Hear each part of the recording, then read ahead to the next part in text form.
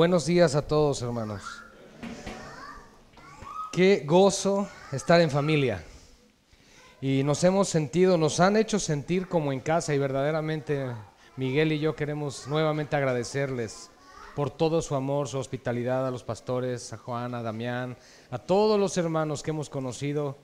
Hemos podido ver un corazón muy hermoso en esta iglesia, una verdadera familia, la familia de la fe. Y hemos podido ver que el amor de Dios se manifiesta en este lugar. Y damos gracias al Señor.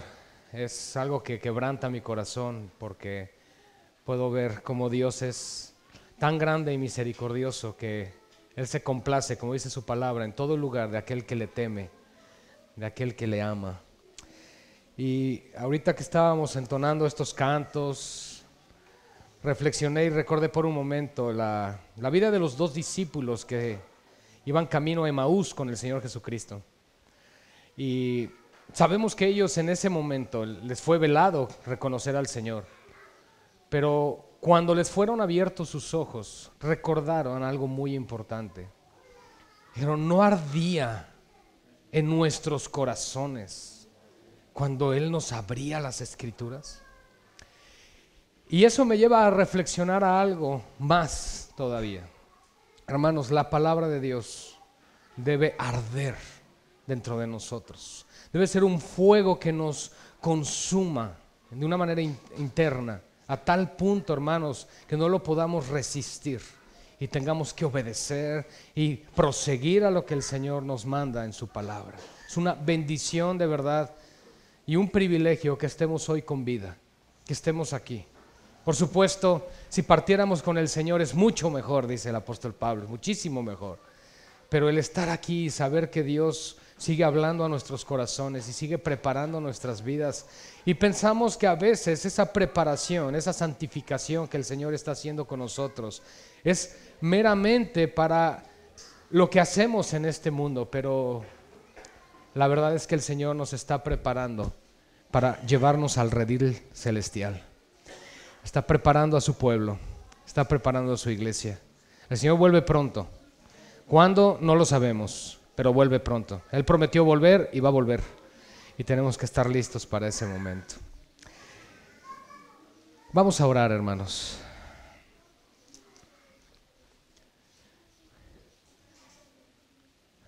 Padre,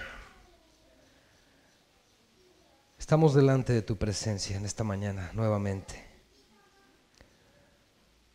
Te hemos adorado, hemos celebrado la cena del Señor, la comunión, ese ágape, esa coinonía tan hermosa contigo, como pueblo, como iglesia, como cuerpo. Señor, y ahora nos disponemos a abrir tu palabra. Señor, sé que no soy digno de hacerlo,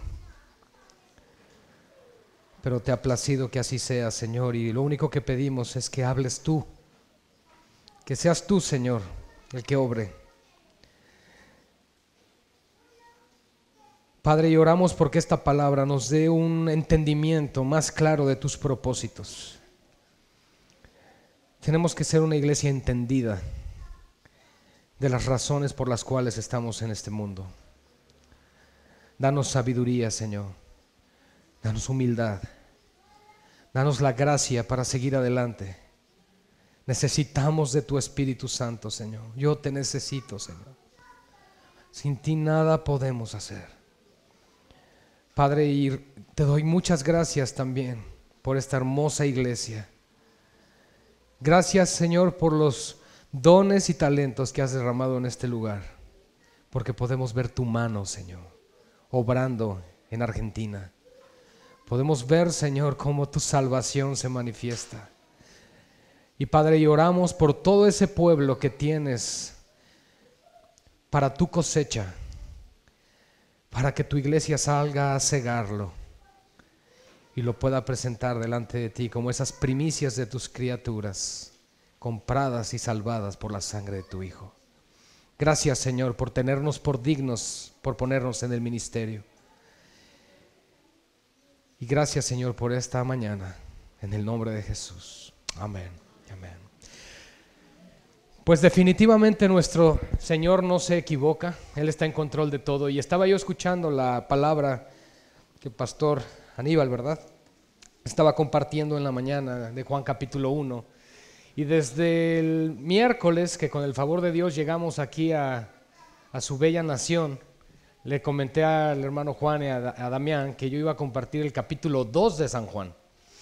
Qué interesante, porque entonces vamos a dar continuidad a lo que se estuvo haciendo durante la mañana.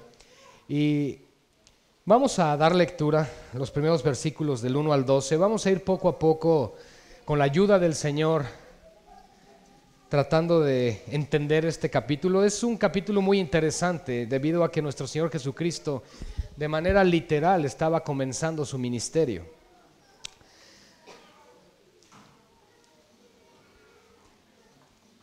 El capítulo 1 nos habla, por supuesto, de su encuentro de Cristo con Juan el Bautista. Y en ese encuentro con Juan el Bautista, algunos de los discípulos de Juan escucharon las palabras que Juan el Bautista había dicho referentes al Cristo, al Mesías, y dijo: sobre aquel que veas reposar mi espíritu, Él es el Cordero que quita el pecado del mundo. Por supuesto, Él da esta declaración y los discípulos de Juan, algunos de ellos, comenzaron a seguir a Cristo. Por supuesto, en esta etapa o en este momento ya estaban Juan, ya estaban Pedro, ya estaban con Él. Y Felipe y Natanael fueron aquellos que antes de lo que vamos a ver en este capítulo fueron llamados. Por eso es que dice al tercer día, a partir del capítulo 2, versículo 1, al tercer día ¿de qué? Significa al tercer día de que Natanael y Felipe fueron llamados. No es un evento místico o espectacular de lo que estamos hablando aquí, solamente nos habla una cronología de los eventos del inicio del ministerio del Señor Jesucristo. Entremos a la palabra del Señor. Al tercer día se hicieron unas bodas en Caná de Galilea y estaba allí la madre de Jesús. Y fueron también invitados a las bodas Jesús y sus discípulos. Y faltando el vino, la madre de Jesús les dijo: no tienen vino. Jesús le dijo: ¿qué tienes conmigo, mujer? Aún no ha venido mi hora. Su madre dijo a los que servían: haced todo lo que os dijere.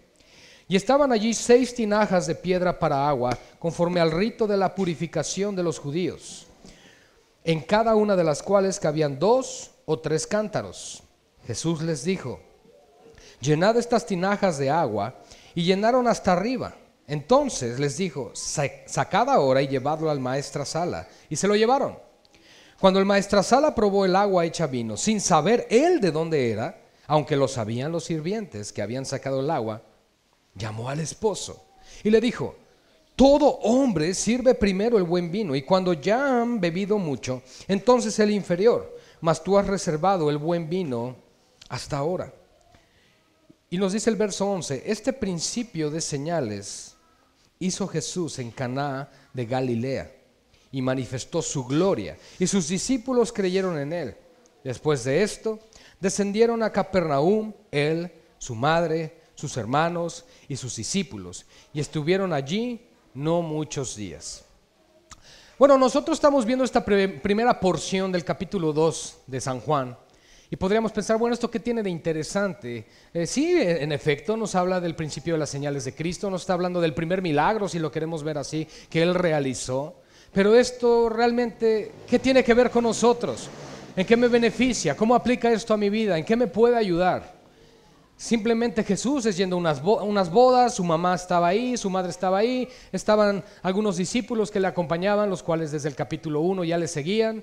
Y nosotros podríamos pensar, bueno, esa historia, ¿qué tiene que ver con la iglesia? ¿Qué tiene que ver con la redención? ¿Qué tiene que ver con la cruz? ¿Qué tiene que ver con el propósito por el cual el Hijo de Dios se manifestó en este mundo?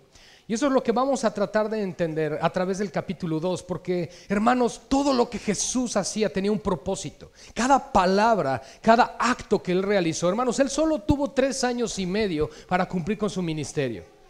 Y Él no iba a desperdiciar el tiempo. Él no vino a perder el tiempo, hermanos. A veces como cristianos tristemente escuchamos cosas como: pues aquí pasando el tiempo, aquí perdiendo el tiempo, cuando lo podríamos utilizar para cosas más importantes como compartir nuestra fe, como hablar con otros. No estoy diciendo que no tengamos que descansar, ¿verdad? En ocasiones nos agotamos, estamos cansados y queremos descansar. Pero yo creo que lo peor que un cristiano puede decir es: estoy matando el tiempo, estoy perdiendo el tiempo. Hermanos, los días son malos. El apóstol Pablo nos dice que debemos redimir el tiempo porque basta a cada día su propio afán y a cada día su propio mal. Por lo tanto, tenemos que entender que nuestro Señor Jesucristo tuvo un propósito para ir a esta boda. Ahora, yo no me quiero enfocar hacia lo lado natural, hacia los principios de la vida cotidiana de una boda, de que si un cristiano puede ir a una boda, que si un cristiano puede tomar o no tomar. Yo no voy a abarcar eso ya se lo preguntarán a sus pastores. Pero lo que yo quiero enfocarme en esta mañana es la razón, el motivo por lo cual Jesús convirtió el agua en vino. ¿Qué propósito hay detrás de todo esto? Porque miren, hermanos, déjenme decirles algo. El versículo 11 en esta primera porción es la clave para entenderlo. Nos dice: este principio de señales hizo Jesús en Caná de Galilea. ¿Y qué fue lo que manifestó? Siguiendo en línea con lo que hemos estudiado hoy, la gloria de Cristo. Manifestó su gloria y eso ocasionó algo, tuvo un resultado. Mostró su gloria y sus discípulos creyeron en él. Había un propósito detrás de esto. Ahora, podríamos pensar: sí, pues es que cualquiera, si ven a Jesús que convierte el agua en vino, pues creerían en él. Pero hermanos, va más allá esto. ¿Por qué? En el antiguo Egipto, Janes y Jambres también convirtieron el agua en sangre. El punto no es el acto de haber convertido el agua en vino, porque eso hoy en día incluso un mago lo podría hacer. ¿Estamos de acuerdo? Hay muchos actos, incluso satánicos, del ocultismo, de la hechicería y de todo ese tipo de cosas que podrían hacer situaciones similares y podríamos pensar: ay, entonces quizás también sean Mesías y Salvadores. No, hermanos, el punto no era eso, porque el convertir agua en vino no mostraría la gloria de Cristo. Esto va más allá, es más profundo lo que Jesús está haciendo. Hermanos, tomemos en cuenta lo siguiente: es el primer milagro. Es la primer señal que Jesús muestra de sí mismo para el mundo. No podía ser cualquier cosa. Es la inauguración del ministerio terrenal del Hijo del Hombre. No es cualquier cosa. Por eso debemos de entenderlo. Ahora bien, vamos a ir poco a poco entrando a la palabra del Señor. Me llama mucho la atención en el verso 1 que María ya se encontraba ahí, la madre de Jesús.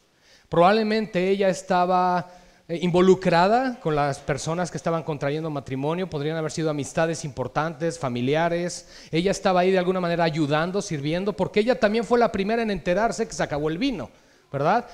Entonces, de alguna manera, las personas responsables del servicio en la boda se lo comunican a María. Y lo que me llama la atención es que María inmediatamente va con Jesús. Digo, eso es una enseñanza, una aplicación rápida de entender que todo lo que tenemos que hacer es acudir a Jesús, porque Él es nuestro proveedor en todas las cosas. Eso es una aplicación que podríamos ver de una manera pronta en este texto. Pero no vemos a María acercándose con Jesús diciéndole: Jesús, se les acabó el vino. Eso está hablando en el verso 3. La madre de Jesús le dijo: no tienen vino. Ahora, esto no significa que Jesús se levantara y dijera: bueno, voy al supermercado más cercano, traigo algo de vino y lo regreso aquí a la boda. No está diciendo eso. Lo que esta mujer, porque así le llama Jesús más adelante, lo que ella estaba buscando es que Jesús se manifestara, Jesús se mostrara. ¿Y cuántas madres aquí están orgullosas de sus hijos? ¿Verdad? Dices: ay, mi hijo toca muy bien un instrumento, mira, muéstrales. Es un ejemplo. Las mamás siempre están contentas, amorosas y gozosas de lo que sus hijos pueden lograr. Los papás también, por supuesto, pero aquí es el ejemplo de María. Y por lo tanto, entonces ella decía: hijo, muéstrate, manifiéstate. Y el punto es que ella no sabía que Jesús iba a convertir el agua en vino, sino que ella decía: esta es una oportunidad, de alguna manera Él va a poder hacer algo. Ella no tenía en mente lo que iba a suceder, ella no lo sabía. Por supuesto, Dios propició este momento. Y cuando Jesús le dice: ¿qué tienes conmigo, mujer? Ahora, no es que Él la despreciara, no es que Él dijera: ya no eres mi madre por lo que estás haciendo. En ese momento, por cuanto ella se acercó a Él pidiendo que Él proveyera algo, Él en ese instante no le responde como su hijo, sino como el Mesías, como el Señor. Y le dice: ¿qué tienes conmigo, mujer? Tú no determinas el inicio de mi manifestación. Tú no determinas el inicio de la gloria de Dios, sino yo y mi Padre. Eso es solo lo que le está mostrando Cristo en este momento. Y entonces, ¿cuál es la respuesta de ella? Ay, Jesús, ¿qué te pasa? ¿Para eso te traje a la boda? ¿Para eso te invité? ¿Para que trates así a tu madre? Yo que te cuidé desde niño, que soporté todos tus berrinches, ¿verdad que no? Vemos una respuesta completamente diferente. Ella entendió, pudo discernir estas palabras provienen del Señor. Y ella le dijo, ella simplemente volteó a ver a aquellos que estaban, a los sirvientes en esa casa, y les dijo: haced todo lo que Él os dijere. Ella comprendió espiritualmente lo que estaba sucediendo. Ella ya no tenía el control, digamos que ella es la que estuviera a cargo de todo el servicio en la boda, como si le hubieran encargado esa función a María. Porque María ya se encontraba antes del inicio de la boda. Eso nos lo dice el verso 1. Entonces Jesús se manifiesta y de pronto aparece algo muy importante. Y antes de leer lo que voy a leer, quiero que me acompañen a Ezequiel capítulo 36. Ezequiel 36, versos 26 y 27. Nos va a ir dando un poco de luz y de claridad de lo que quiero mostrarles esta mañana a través del texto. Fíjense lo que dice Ezequiel 36, 26 al 27. Dice: os daré corazón nuevo y pondré espíritu nuevo dentro de vosotros. Escuchen las palabras que está hablando el Señor a través de su profeta. Y quitaré de vuestra carne el corazón de piedra y os daré un corazón de carne, y pondré dentro de vosotros mi espíritu, y haré que andéis en mis estatutos y guardéis mis preceptos y los pongáis por obra. Y entonces me encuentro en Juan 2:6 que dice: y estaban allí 6 tinajas de piedra para agua, conforme al rito de la purificación, limpieza, santificación de los judíos, en cada una de las cuales cabían 2 o 3 cántaros. Lo impresionante aquí es que estas tinajas eran de piedra. Todo lo que está sucediendo en torno de lo que Jesús va a realizar tiene una aplicación. Reitero, ni una jota ni una tilde de la ley dejará de cumplirse. Por lo tanto, todo lo que profetizó el Señor a través de sus siervos en el Antiguo Testamento son sombras, son tipos, son figuras, son tipos de Cristo. Cristo es el antitipo, Él es el cumplimiento de todo lo que se habló en el Antiguo Testamento, y por lo tanto Él va a manifestar su gloria. Y la única manera de manifestar su gloria es revelándose, mostrándose como el Mesías, cumpliendo todo lo que se dijo de Él. Y en este momento de la historia, primer milagro, primera señal, nos dice que estaban allí esas 6 tinajas de piedra. Ahora, en la numerología bíblica, si es que han escuchado hablar de eso, el número 6 representa la imperfección, que es el día de la creación del hombre. El día 7 es lo perfecto, por cuanto ya se completó todo lo que Jehová Dios hizo desde su creación. Pero el día 6 representa al hombre. Por lo tanto, estas 6 tinajas están representando al hombre, y la estructura o el material del cual estaban hechos está hablando de la dureza del corazón que provocó la caída en el pecado y la dureza en sus vidas, según nos dice Ezequiel. La voluntad de Dios era transformar el corazón de piedra en un corazón de carne, como lo enseña su propia palabra. Esto es interesante y vamos a ir un poquito más adentro. Jesús les dijo: llenad estas tinajas de agua. Y las llenaron hasta arriba. Entonces les dijo: sacad ahora y llevadlo al maestrasala. Y se lo llevaron. Y cuando el maestrasala probó el agua hecha vino, sin saber él de dónde era, aunque lo sabía, los sirvientes que habían sacado el agua, llamó al esposo y le dijo: todo hombre sirve primero el buen vino, y cuando ya han bebido mucho, entonces el inferior, mas tú has reservado el buen vino hasta ahora. Qué interesante. Efesios 4, 17 al 18, espero que me sigan con lo que estoy diciendo. Dice en Efesios 4, 17 al 18: esto pues digo y requiero en el Señor, que ya no andéis como los otros gentiles que andan en la vanidad de su mente, teniendo el entendimiento entenebrecido, ajenos de la vida de Dios por la ignorancia que en ellos hay, por la dureza, escuchen, por la dureza de su corazón.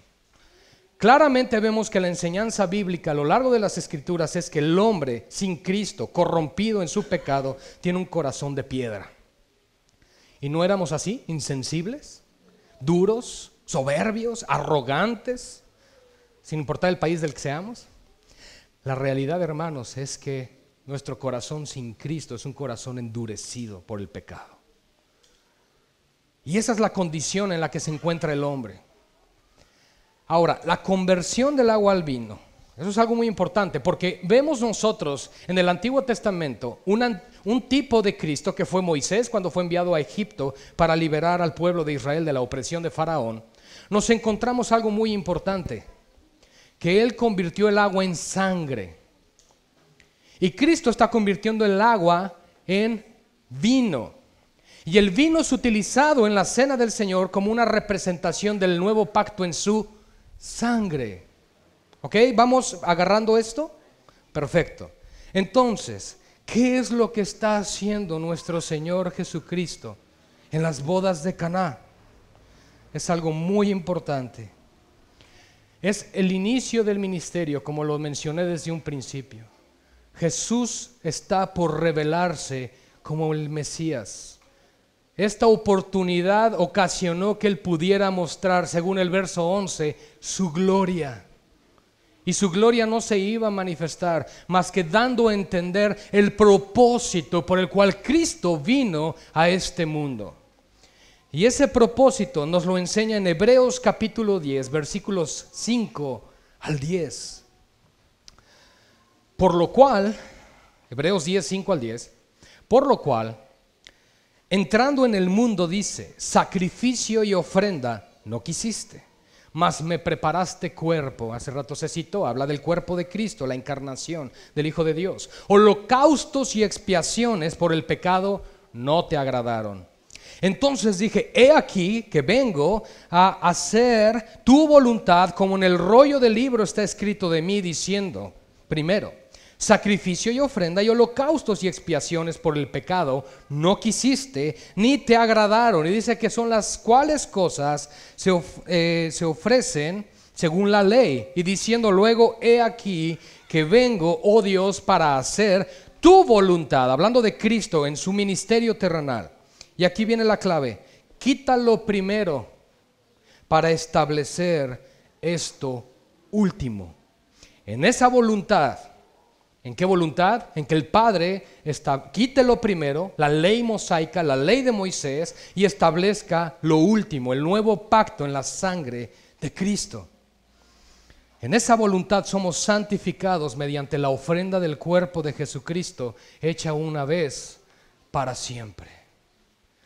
Cuando la Escritura nos dice que este principio de señales comenzó a hacer el Señor Jesucristo, ¿qué es la función de una señal? Si tú vas en la carretera, en la autopista y vas en tu auto y ves una señal, la señal no es en sí lo que tienes que ver, sino que la señal apunta a otra cosa, al cumplimiento de esa señal.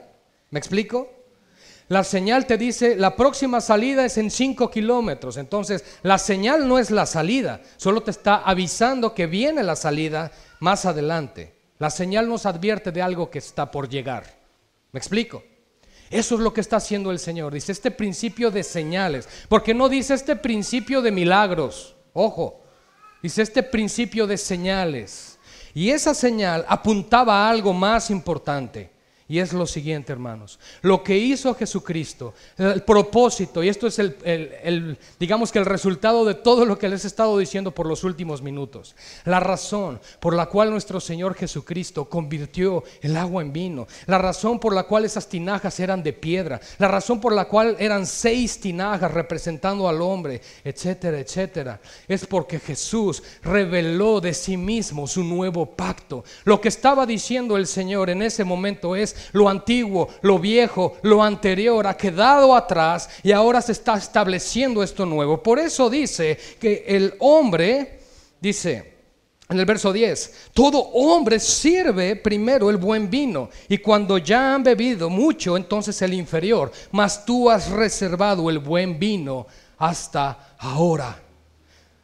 Qué importante lo que está haciendo el Señor Jesucristo en las bodas de Caná. El propósito de Jesús no era que tuvieran vino para que siguieran bebiendo en la fiesta. El propósito de Cristo es: voy a mostrar mi gloria, voy a mostrarles quién soy yo, a qué vine, cuál es mi propósito. Yo he venido a este lugar y esta señal manifiesta les voy a dar: que todo el corazón endurecido, todo corazón de piedra, lleno de la ley, lleno de la letra que es la que mata, hablando de la ley escrita, esa ley ha quedado atrás. Yo he venido a establecer un nuevo pacto, el nuevo pacto en mi sangre, el vino nuevo, aquello que puede dar vida y esperanza a los hombres. La manifestación de la gloria de Cristo se mostró cuando Él convirtió el agua en vino. ¿Por qué? Porque Él está diciendo: he aparecido para hacer la voluntad de Dios.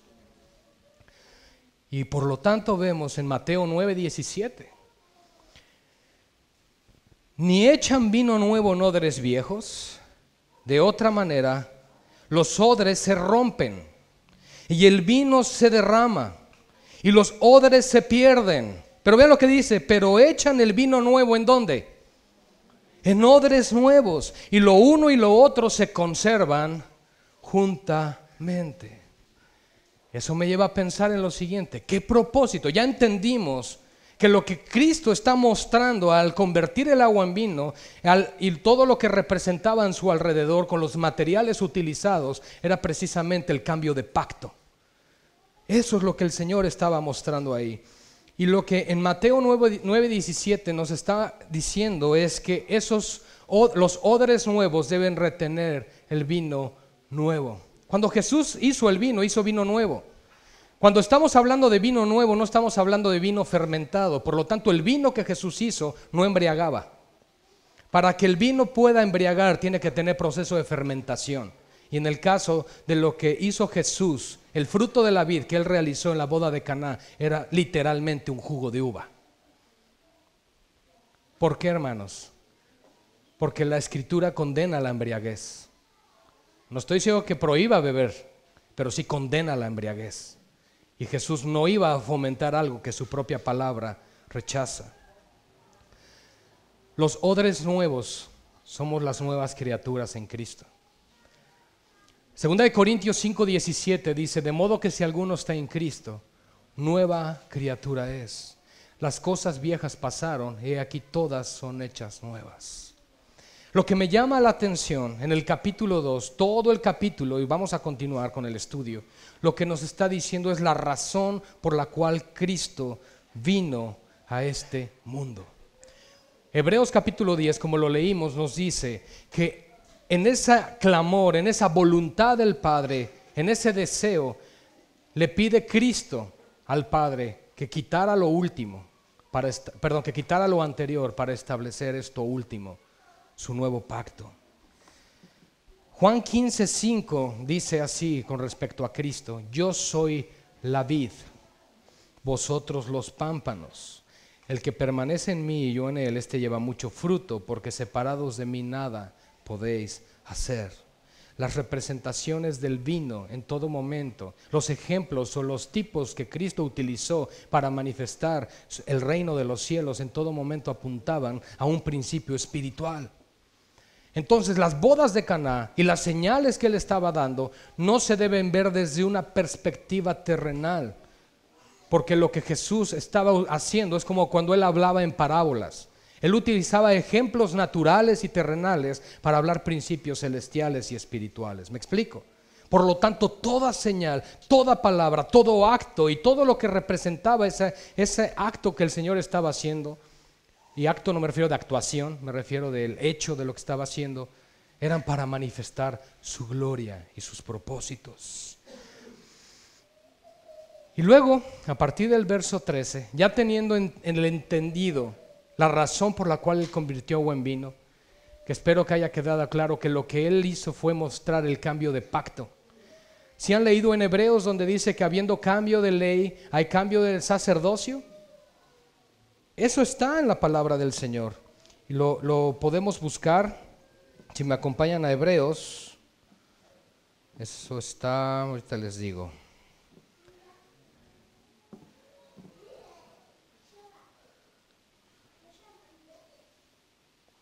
Hebreos 7:12. Dice, porque cambiando el sacerdocio, ayer explicábamos un poquito de eso en una de las respuestas, necesario es que haya también cambio de ley. Jesús es nuestro sumo sacerdote. Y si Jesús vino a establecer un sacerdocio diferente bajo el orden de Melquisedec, que representa a Cristo mismo, una teofanía en el Antiguo Testamento. Teofanía es Cristo apareciendo en el Antiguo Testamento. La única persona de la Trinidad que se encarna es Cristo. Ni el Padre ni el Espíritu Santo, solo Cristo se encarna. Entonces, cuando tú ves en el Antiguo Testamento al ángel de Jehová, o que mencionan que Jehová apareció, o que mencionan ciertos nombres, como en Isaías se habla del príncipe de paz, y lo mismo significa rey de Salem, el nombre de Melquisedec. Por lo tanto, todas esas apariciones nos hablan del Hijo del Hombre, hablan de Cristo. Las manifestaciones gloriosas del Hijo de Dios en el antiguo pacto. Pero es muy importante entender esto, hermanos, porque cuando Cristo vino a este mundo, vino a establecer un nuevo pacto. Vivimos bajo el pacto de la gracia, y ese pacto tiene un sacerdocio diferente que el pacto de la ley mosaica. Eso es algo que debemos comprender. Yo creo que muchos lo sabemos, pero a veces no lo entendemos. Y eso es lo que vino a establecer. Y por eso cuando Él inicia su ministerio y empieza a dar las primeras señales, Él tiene que dar el propósito para lo cual vino. Es como cuando nosotros estamos pensando, por ejemplo, en la academia de Living Waters que vimos.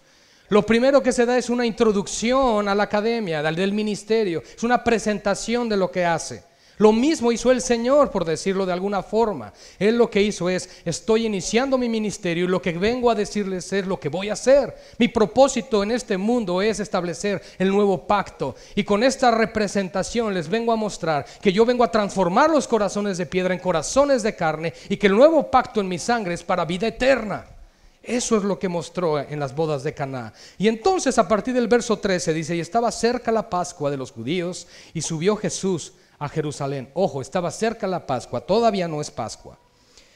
Y halló en el templo a los que vendían bueyes, ovejas y palomas, y a los cambistas allí sentados. Y haciendo un azote de cuerdas, echó fuera del templo a todos y las ovejas y los bueyes, y esparció las monedas de los cambistas, y volcó las mesas. Y dijo a los que vendían palomas, quitad de aquí esto, y no hagáis de la casa de mi padre un mercado, o de mi casa de mi padre casa de mercado. Entonces se acordaron sus discípulos que está escrito, el celo de tu casa me consume. Y los judíos respondieron y le dijeron, ¿qué señal nos muestras ya que haces esto? Respondió Jesús y les dijo, destruid este templo y en 3 días lo levantaré. Dijeron luego los judíos, en 46 años fue edificado este templo y tú en 3 días lo levantarás. Mas él hablaba del templo de su cuerpo.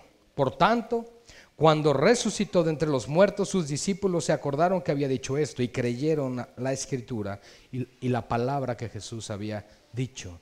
Estamos viendo inmediatamente después de las bodas de Caná, donde Cristo se revela como Mesías, como el sumo sacerdote, donde está estableciendo el nuevo pacto en su sangre, mostrando la obra redentora que Él vendría a hacer, cambiando lo antiguo con lo nuevo, cambiando los corazones de piedra por los corazones nuevos en el Señor. De pronto entra al templo y vemos esta imagen que yo creo que la hemos visto en muchísimas películas. Hemos visto cómo entra Jesús, vuelca las mesas y habla de que es una cueva de ladrones. Pero lo que me llama la atención nuevamente es que los mismos fariseos en el versículo 18, le respondieron y le dijeron, Jesús, ¿por qué estás volcando todas las mesas? ¿Qué te pasa? No, le preguntan, ¿qué señal nos das ahora con esto? ¿Cuál es tu propósito para mostrarnos esto? El punto no es que volcó todo, sino ¿qué quieres decirnos con esto? ¿Cuál es la razón? Y hermanos, vuelvo a lo mismo. Todo lo que Jesús hacía en lo natural, como cuando Él hablaba de una parábola, era para hablar los principios espirituales de su ministerio. Cuando Jesús llegó a tu vida y llegó a mi vida, llegó a transformarnos de dentro para afuera, ¿verdad? Aunque estuviéramos despeinados y sucios, el Señor nos comienza a limpiar por dentro. y hace una obra hermosa de purificación con su Espíritu Santo. Entonces lo que el Señor está diciendo aquí es, esta señal indica, en base a lo que acabo de hacer en Caná hace unos días, es que al venir yo y establecer un nuevo pacto, traeré purificación al templo de Dios. Y ese templo en el nuevo pacto somos nosotros. Ese es el propósito por el cual Cristo entra al templo. Porque, hermanos, el templo judío después de Cristo siguió igual, al punto de que el año 70 fue destruido, también ya lo sabemos. Pero quiero que comprendamos por un momento la importancia del inicio del ministerio de nuestro Señor Jesucristo. Y nos dice claramente aquí, el celo de tu casa me consume. Y yo quiero recordarte las palabras del apóstol Pablo cuando él dijo, porque el Espíritu que Dios ha hecho morar en nosotros, nos anhela celosamente. Entonces lo que Cristo está mostrando es, esta es la siguiente señal. Una vez que tú fuiste comprado por mi sangre, una vez que tú entiendes que fuiste trasladado de las tinieblas a la luz, que sales del antiguo pacto y vienes al nuevo pacto, que ya no eres salvo porque buscas agradar a Dios en tus obras, sino que eres salvo por la gracia de Dios. Una vez que vienes a este entendimiento y vienes a mis pies, tienes que entender una cosa: yo te voy a purificar, yo te voy a limpiar, voy a tratar con tus pensamientos, con tu idolatría, voy a pensar con tus tradiciones, voy a tratar con tu religión, voy a tratar con todos tus conceptos humanistas, porque el celo del Espíritu de Dios que ha hecho morar en ti te anhela. Y eso es lo que Cristo está mostrando. Hermanos, si lo consideramos desde esta perspectiva, todo esto trae gloria a Dios. Realmente muestra la gloria de Cristo. ¿Cómo puede glorificar a Dios el que convierte agua en vino si lo hace un mago? ¿Cómo puede glorificar a Dios si alguien entra a voltear todas las mesas? Ese no era el propósito, sino el principio espiritual de la llegada del Mesías, el nuevo pacto que iba a transformar, iba a trastornar al mundo, pero iba a traer conversión verdadera a los corazones. El antiguo pacto de la ley, lo único que hacía era endurecer el corazón. Nosotros vemos a los fariseos tan soberbios, se jactaban de ser la élite sacerdotal, nadie era como ellos. Es más, vemos la oración donde Cristo pone un ejemplo del fariseo con el publicano, ¿verdad? Y en todo momento muestra un corazón erguido, con una cerviz muy levantada y muy orgullosa. En México hay unas aves, no sé cómo se llaman aquí, se llaman pavo real, y sacan el pecho, ¿verdad? Así como, ya llegué. Y como dice, extienden sus filacterias, sus mantos, ¿verdad? Y así como diciendo, con permiso, tú no me toques, y ahí voy entrando al templo. Eso es lo que ellos amaban, los primeros lugares en las sinagogas y en las fiestas, el ser vistos, el ser reconocidos. Y lo que Jesús le está diciendo es, si yo llego a tu vida, voy a tirar todo eso y voy a cambiarte y voy a limpiarte, porque yo te anhelo, pero no te comparto. Eres mío, te santifico, te compro, te envío al mundo, pero no te comparto con el mundo. Y entonces los judíos le preguntan, ¿qué señal nos muestras ya que haces esto? Seguramente los principales judíos habían escuchado lo que Jesús hizo en las bodas de Caná. Y de pronto llega al templo y hace esto. ¿Y cómo puedo estar seguro que los judíos habían visto y oído esto? Porque en el siguiente capítulo llega de noche Nicodemo, un principal de los judíos, a preguntarle: nadie puede hacer esto si no está Dios con él. Entonces yo les vuelvo a preguntar, ¿ustedes creen que estas señales en lo natural traían gloria a Dios? No. Nicodemo vio algo más allá. Nicodemo entendió, comprendió que la llegada del Mesías iba a transformar las cosas. Y Jesús tuvo que mostrar su gloria. Por supuesto, multiplicación de pan, de peces. Es más, si te preocupa la provisión para tu propia vida, si te preocupa qué vas a comer hoy, ¿cuántas cestas de peces y panes se recogieron al final de la comida? 12. Era para que se llevara cada uno de los discípulos. Llévatela a tu casa. ¿Saben? Lo que quiero decir con esto es que la provisión de Dios siempre está. Y lo que Dios está mostrando en Cristo es que Él estaba proveyendo el medio de restauración de todas las cosas. Jesucristo no vino a este mundo a perder el tiempo. Jesucristo vino a este mundo a entregarse por nosotros. Pero para entregarse por nosotros, la gente tenía que entender lo que vino a hacer. Se hablaba hace un rato de Juan 1:12. A los suyos vino y los suyos no le recibieron. A los suyos vino, Él vino a mostrar su gloria. Él vino a sus propósitos. Él claramente dijo: yo vengo a buscar a las ovejas perdidas de Israel. Más adelante se extendió su gracia a los gentiles. Llamaré pueblo al que no era pueblo. Me manifestaré al que no me buscaba, etcétera, etcétera. Lo que Jesús hizo, hermanos, fue mostrar su gloria. Y si no vemos la perspectiva del inicio de su ministerio desde este ángulo, entonces meramente estamos viendo que Jesús fue una boda. ¿Sí me explico? Y sí lo hizo, pero hay un propósito detrás de ello. Hermanos, estamos hablando del Rey del universo, de donde proviene la inteligencia y la sabiduría. Debe haber algo más allá. Y era mostrar la gloria. Por eso el verso 11 nos dice eso. Y ahí trae el propósito de que sus discípulos crean en Él. Y eso es lo mismo que sucede contigo y conmigo cuando Jesucristo llega a nuestras vidas. Él lo primero que hace es transformar nuestro corazón. No nos limpia el corazón, nos da un corazón nuevo. Como lo hemos dicho, Dios no te quiere hacer mejor persona, te quiere hacer una nueva persona. Esa nueva creación. Por eso, hermanos, cuando en el capítulo 3 Nicodemo llega a hablar con él, Jesús le dice algo que Nicodemo no preguntó, pero que ardía en su corazón, porque él decía: yo estoy viendo estas señales, pero ¿qué sucede? Y Jesús voltea y le dice: el que no nace del agua y del Espíritu no puede entrar al reino de los cielos. ¿Cómo? El nuevo nacimiento, ¿qué tiene que ver con esto? Lo tiene que ver todo. Porque el nuevo nacimiento es espiritual, no terrenal. No volvemos a nacer del vientre de nuestras madres, sino que según el verso 13 de Juan capítulo 1 nos dice que somos engendrados por la voluntad de Dios, no por la voluntad de hombre o de sangre o de carne.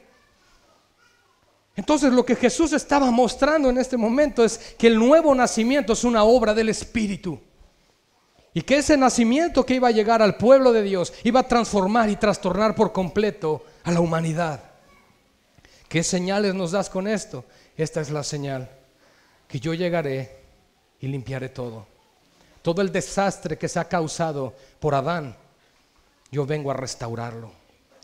Porque Jesús vino a dar vida y vida en abundancia. Jesús vino a transformar la iglesia, vino a transformar el entendimiento de Dios, a transformar el entendimiento de la adoración. ¿Cómo lo sabemos? Porque si nos vamos capítulo por capítulo, todo inicia con el fundamento de lo que estamos viendo ahorita. El capítulo 4 encontramos a la mujer samaritana en el pozo. Y cuando encontramos a esta mujer, ella tiene un concepto de que los samaritanos deben de adorar de una manera y los judíos de otra. Este pleito, esta situación se llevó a cabo al regreso de la deportación de Babilonia.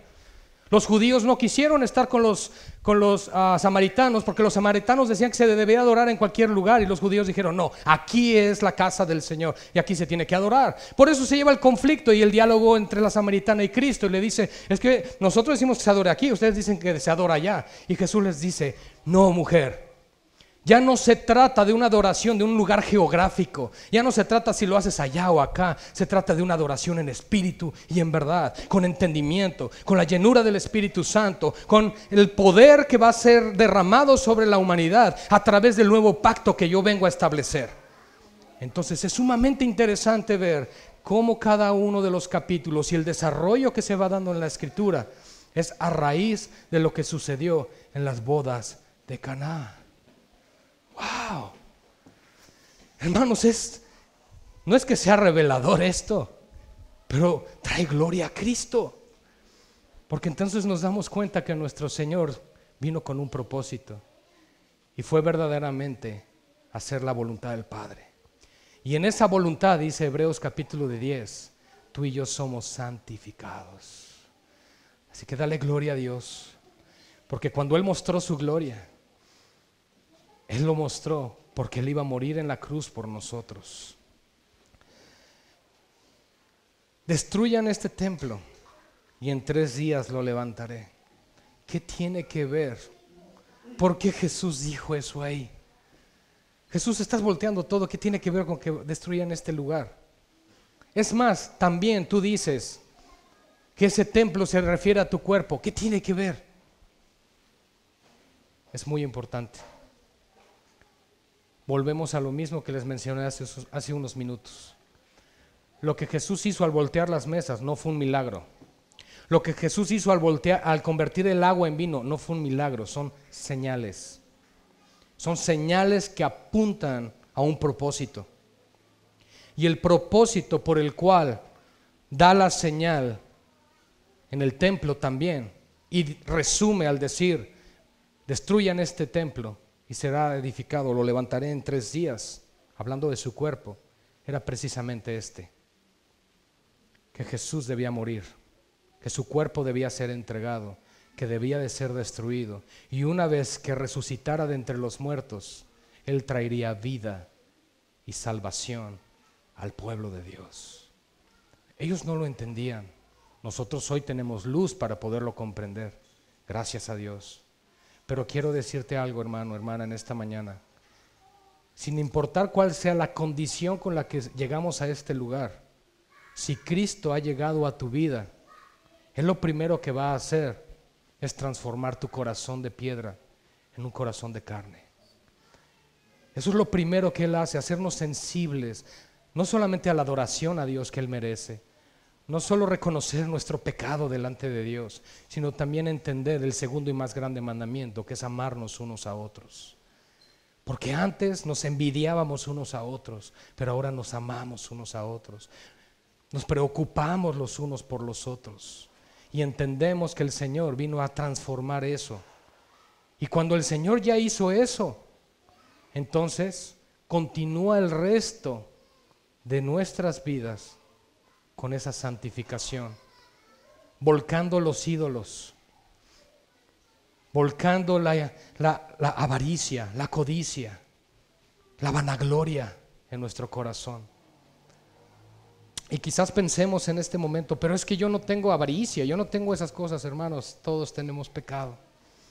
Y el que dice que no tenga pecado le haría a él mentiroso, dice la Escritura.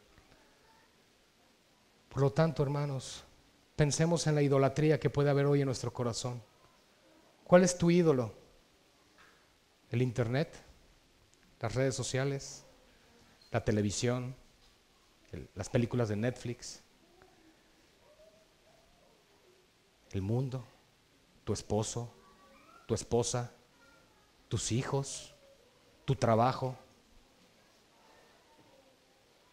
¿Qué ocupa el primer lugar en tu vida? Bien lo dijo el Señor, donde esté tu corazón, ahí estará tu tesoro. Y eso es lo que Él quiere trastornar hoy en nuestras vidas. Él nos ha hecho templo y morada de su Espíritu Santo, y lo hizo por medio de destruir su propio cuerpo, su propio templo, para que nosotros ahora seamos el templo de Dios. Pero Él quiere cambiar nuestro corazón. Él no quiere que sigamos igual. No quiere que adores tu tiempo. Él quiere que lo adores a Él y que tu tiempo le sirva. Él quiere que te humilles delante de Él. Quiero decirte algo, basta una orden y todos caeríamos postrados delante de su majestad, pero Él quiere que lo hagas en Cristo voluntariamente. Quiere que entiendas y comprendas, hermano, lo que Él vino a hacer por ti y por mí. Él quiere que tus ojos no estén puestos en que Él convierta un vino, sino cómo Él transforma tu vida. Él quiere que tus ojos no estén puestos en cómo Él voltea unas mesas, sino cómo Él puede transformar tu corazón pecaminoso en un corazón que le dé gloria. Pongamos nuestros ojos más allá. Pon tu vista en Cristo, como lo enseña Romanos 12:2, Hebreos 12:2. Puestos los ojos en Jesús. No pongas tus ojos en las circunstancias. Muchos de los que rodeaban a Cristo se maravillaron. ¡Oh, qué gran vino! Y por supuesto, pues Jesús es el mejor vino. El padre de familia, el maestrasala, dijo: guardaste lo mejor hasta ahora. Claro, el padre se reservó a su propio hijo hasta ese momento de la historia. El padre no entregó a Cristo cuando entregó la ley en el Sinaí. Entregó a Cristo en el Gólgota.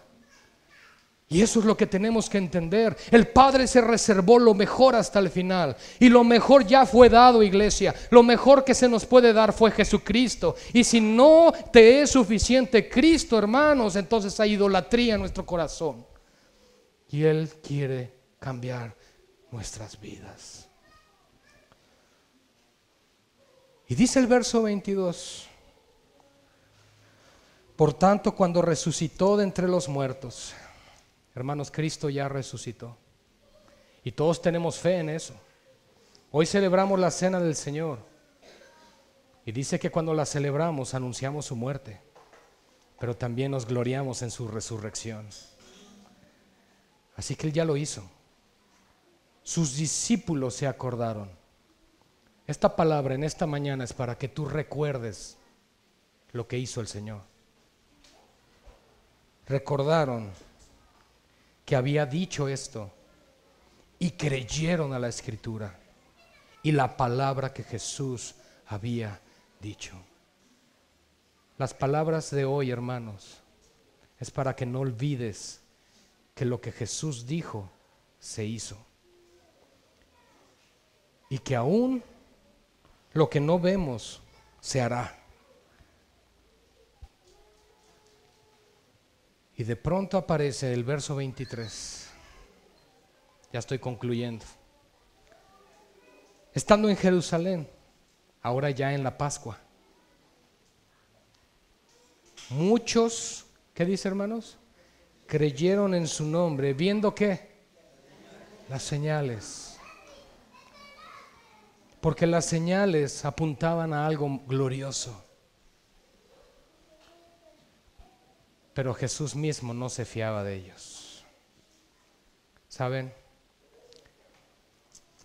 Tú y yo tenemos ya no las señales, sino el cumplimiento. Y aún así a veces, con nuestro comportamiento, rechazamos al Señor. Él no se fía de nosotros. Por eso nos dejó su palabra y a su Espíritu Santo, para poder hacer su obra. Dice que no tenía necesidad de que nadie le diese testimonio del hombre, pues Él sabía lo que había en el hombre. Hermanos, Dios nos ha dado hoy entendimiento, y con esto concluyo. Dios nos ha dado ahora entendimiento de estar en la verdad y de estar en el verdadero Dios, el cual es Jesucristo. No seamos como aquella generación de que a pesar de que se dio testimonio de haber creído en el Señor por las señales, lo rechazaron y terminaron gritando: crucifícale. Hermano, rinde tu vida al Señor y que sea por toda tu vida. No somos cristianos de domingo, no somos cristianos de unos días. Cuando dice el que persevere hasta el fin, este será salvo, no significa hasta el fin de semana, significa hasta el fin de la vida. Pero no lo olvides, así como los discípulos al ver la resurrección de Cristo creyeron en la palabra, tú y yo al tener el mismo Cristo resucitado, tenemos que tener la misma certeza: Jesús volverá. Amén. Oremos, iglesia.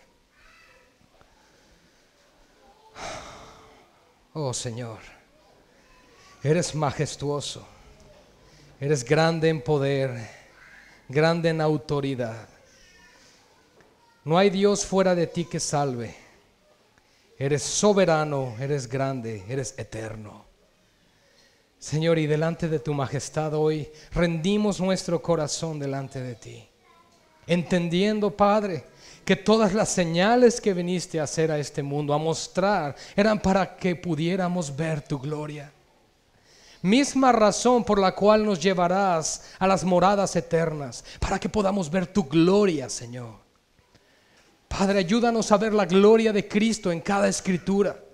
Ayúdanos a ver la gloria resplandeciente del Evangelio eterno en la persona y en la faz de Jesucristo a lo largo de tu palabra, Señor. Cuán insondables e incontables, Señor, son tus pensamientos. ¿Quién te enseñará a ti, Padre? Mi Dios, nosotros somos polvo.